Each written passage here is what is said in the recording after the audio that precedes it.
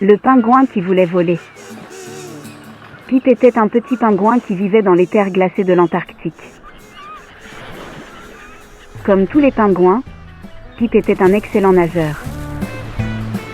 Il pouvait glisser dans l'eau comme une fusée, plongeant profondément pour attraper des poissons. Mais il y avait une chose que Pip rêvait toujours de faire: voler dans le ciel comme les mouettes. Chaque jour, Pip regardait les oiseaux planer au-dessus des falaises glacées, battant des ailes et glissant dans les airs. Il essayait de battre ses nageoires aussi fort qu'il le pouvait, mais il finissait toujours par tourner en rond.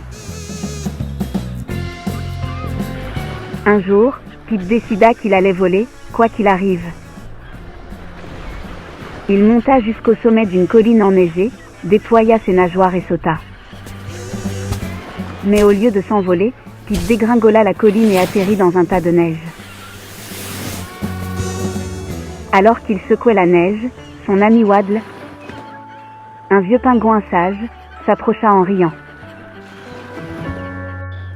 Pip, les pingouins ne peuvent pas voler comme les oiseaux. Nous sommes faits pour nager, pas pour voler. Pip baissa les yeux, un peu triste. Mais je veux sentir le vent sous mes ailes et voler haut dans le ciel. Waddle réfléchit un instant puis sourit. Peut-être que tu dois juste trouver une autre manière de voler.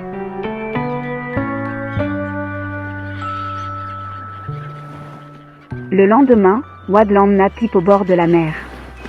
« Regarde là-bas » dit Waddle en montrant les vagues de l'océan. « L'eau est comme notre ciel, et nous pouvons y voler à notre manière. » Pip était confus, mais il faisait confiance à Waddle. Il prit une grande respiration et plongea dans l'eau. Soudain, tout était différent. Pip bougea ses nageoires et glissa dans l'eau, tournant et virant, se sentant aussi libre que les oiseaux dans le ciel. Il nagea de plus en plus haut, puis bondit hors de l'eau dans un grand arc, sentant le vent passer près de lui. En retombant dans l'océan, Pip réalisa que Waddle avait raison.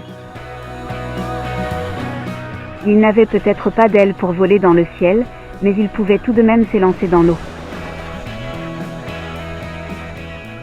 À partir de ce jour-là, Pip devint le pingouin le plus heureux de l'Antarctique.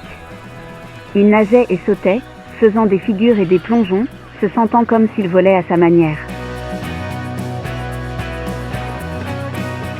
Leçon, parfois, il suffit de trouver son propre chemin pour atteindre ses rêves.